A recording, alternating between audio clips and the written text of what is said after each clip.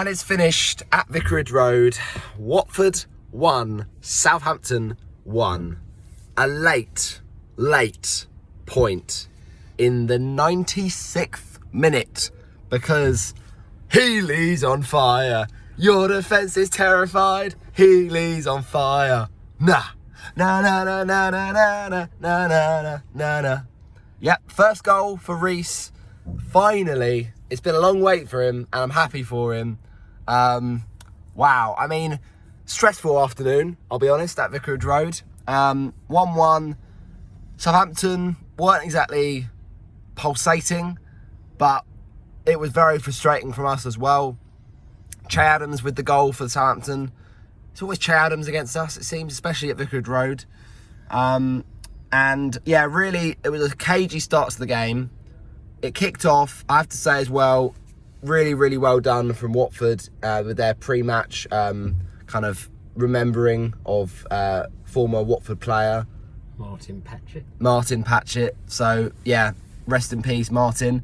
But also, Watford started off. It was a kind of game where you felt Southampton would dominate most of the ball, and that's how the kind of early stages of the game played out. A lot of possession for Southampton, but they weren't really doing much with it, and we were just trying to chase shadows at that point. So you kind of thought, oh, how is this game going to start? It took a little while to warm up. Quite stop-starty. I have to say the referee had not the best of games today. Certainly a few weird decisions. He was just letting everything go. And then every single time a Southampton player went down, he was giving a free kick to them. And yeah, it was some odd ones. But anyway, yeah, interesting first half. Not many chances. A few did come along. Notably, there was a chance for Ken Sema, one-on-one, I think, put through, possibly Rajovic, but put through one-on-one with the keeper, I think, and he just had a shot that was, I think, saved by the keeper. Frustrating moment, really. Also, late into that first half, a chance from a set piece, really good delivery, actually, and it was a header that kind of didn't go in the back of the net, and everyone was just shocked. It was like, it looked like it was going in. Sierrata at the back kind of stick, and he just dived for it, but didn't quite get the direction he wanted on that. And of course, earlier on in the first half, a chance for Adam Armstrong, really. He ended up getting the assist for the Che Adams goal, but it was a real opportunity for the striker, who, to be honest, outside of the assist, was pretty quiet for most of the game. Watford did well with Wesley Hoot and Ryan Porteous at the back to keep him quiet. He's been one of the Championship's highest scorers, so fair play for that. But he had an opportunity where it just fell to him in the box, and he kind of flicked it with his back heel, just trying to volley it in. And yeah, luckily for Watford, it went just over the bar. But yeah, really, it was a kind of end-to-end first half, as I say, quite cagey in the opening stages. But neither side really played badly, but also neither side really were convincing. So it was kind of, Watford gave their all, but they also, deserved to go level at half-time. It was the kind of, they gave what they got given to them, but they gave enough, from their own perspective as well. So even game, quite a nice game from a neutral to watch, but no goals so far. Then we go into the second half, and really it was a game where Southampton, as I say, they kind of had a lot of possession in the first half, didn't do a lot with it, but also Watford were struggling to get the ball off them. Second half, that slightly changed. I think Watford getting a bit more of a foothold in the contest, which was good to see. But then the same problem happened where not many chances were created. I mean, Southampton did have opportunities, but they didn't look especially that threatening at times. But the goal eventually does come for the Saints, and it was frustrating because I think both sides have chances, kind of quite close opportunities, and a few minutes before, and it's down Watford's end, and it just kind of is a missed opportunity, a frustrating moment, and then it goes down the other end, and basically from a ball into the box, it's swept home by Che Adams, and on 56 minutes it was a real kind of gutting one to start that second half, go a goal down, and really you just felt the heads might drop here. This might be a bit of a catastrophic one, because it kind of wasn't amazing waves of pressure from Southampton. It was just a goal goes in and you think, oh, will they just control this from now? and suddenly the tide will turn. But actually, for Watford's credit, they kept on plugging away. They kept on staying in the game. And I know it was a frustrating afternoon for many Watford fans watching, because some of the football, I mean, the passing today was lacklustre in many parts. You know, there was final stages, good attacks, good positions, but then the delivery for the football, for the passing out, was just really, really short passes and just not really getting the tempo in our attack. It was just, at times we were playing around, you know, trying to find moments, and there was a lack of momentum and a lack of speed in our attack. And every time it'd be so predictable. You know, we'd get the ball, we'd lump it up, and there'd be lack of movement from Watford players, and therefore we lose the ball and Southampton win it back and then just keep on holding the ball and play it around us. So it was not the prettiest of games, I'll be honest, all in all. A scrappy one, but Watford dug in, and that's important in this division. You know, games like Southampton, where they are going to be one of the teams, you know, near the playoff picture, whether or not that's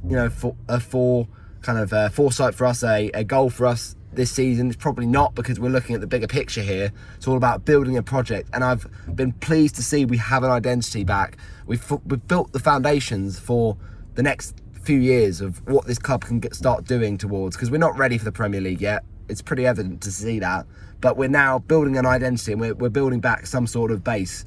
So I like the fact that we are in games now also scoring late, and we're winning games, but also winning points back from losing positions. Because in the past, we'd often throw our heads down and just not get back in the game. But a late equaliser for Reece Healey, and fair play to Valérien Ismael, because around 60 minutes, that's where we always say he loves the triple substitution.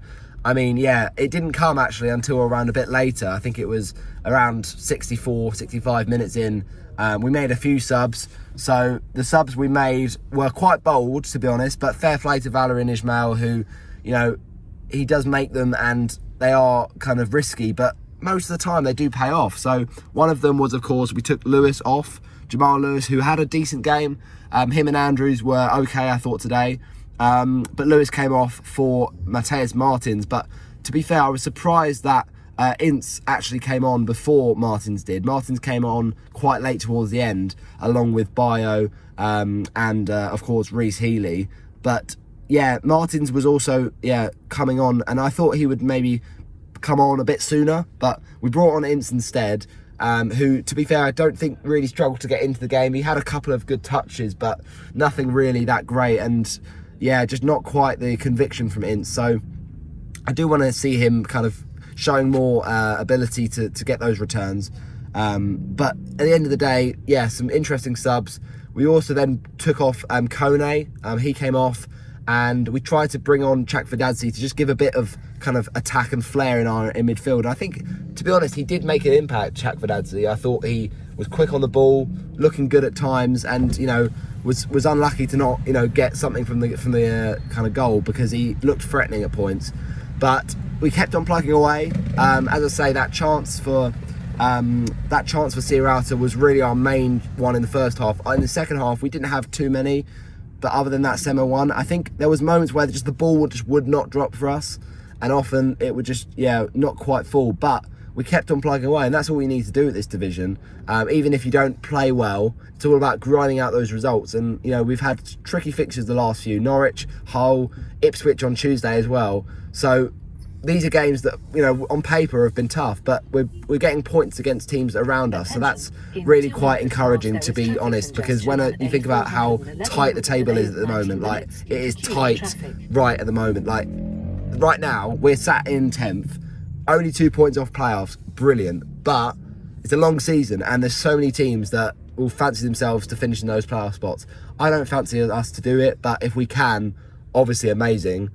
But we might just be a bit ahead of our development if we do, so I don't think we'd be ready. But look, we showed the character, and that's really good to see. It's just sometimes we do make things harder for ourselves than we need to. Like today, I thought there was nervy moments with Hamer, like playing out from the back, and I just thought eventually that's gonna pay. I thought Hamer, obviously, he's been playing the last few ahead of Backman, who, you know, I think he has made some good moments this season. Blackman and saved us some points, but at the same time, I think Hamer also has to be, you know, shouted out, because although he had his kind of nervy moments today, he also made a few good moments in the game, I thought, in terms of his kind of his just kind of solid play. Like, he doesn't necessarily always make an amazing saves, but he made one where it was a really, really good save. I thought he tipped it over the bar, and yeah, so shout out to Hamer.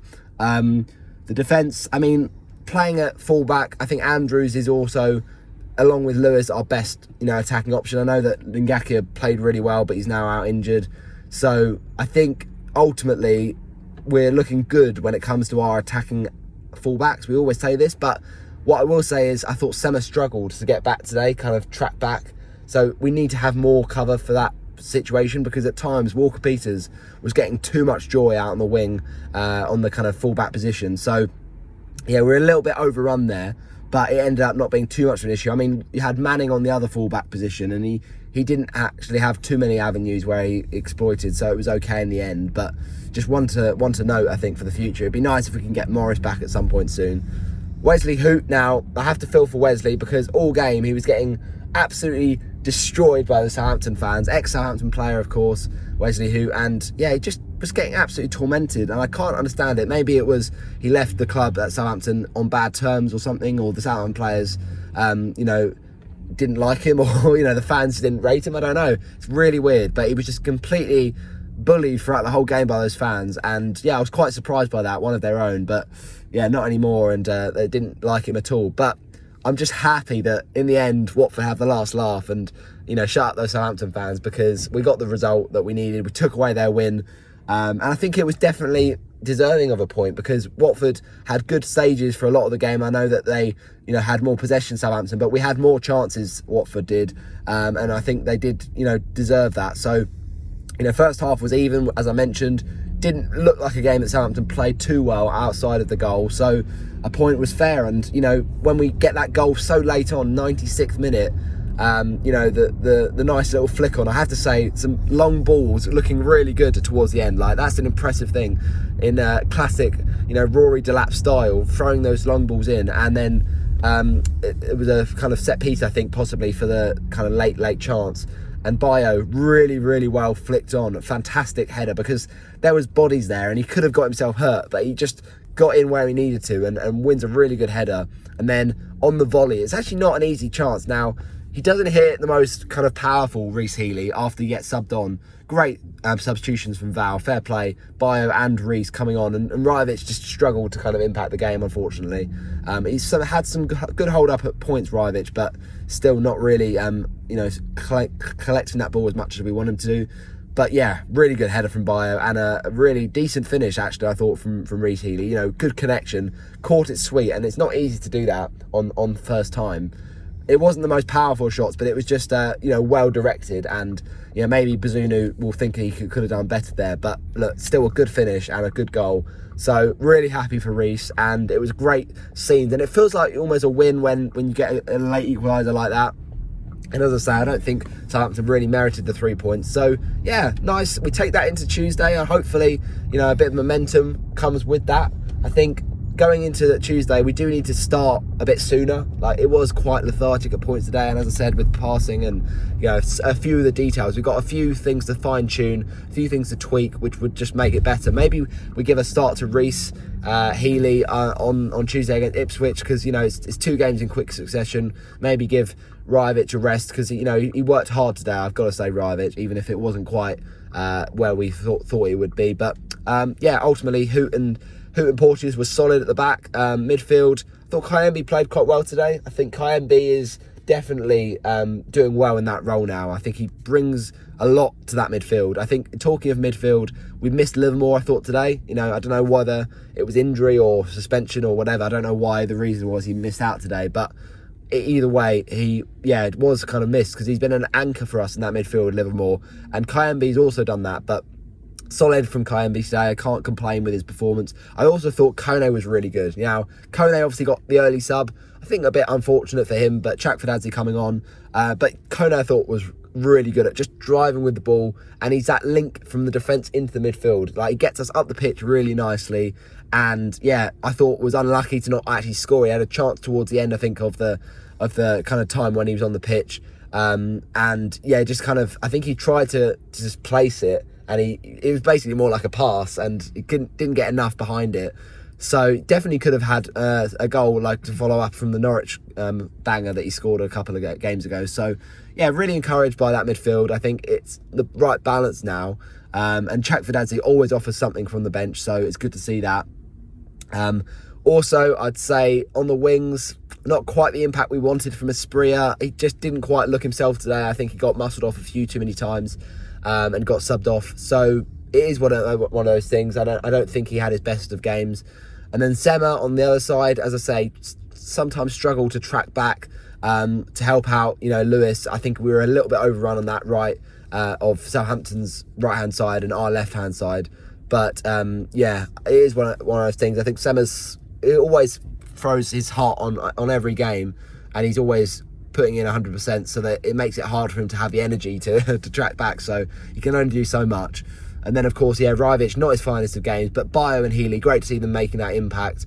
And so, yeah, look, we even had Loser on the bench today who didn't come on. So it just shows that the performances from the rest of that midfield. I think Deli Bashir is also back on the bench as well today. So we have options, right? So it's good to see that. But also, glad we got the point. It's just we need to fine-tune a few things and hopefully get a few more clean sheets, because, yeah, it's sometimes frustrating. So, come on, you Warns, good result, and as we say,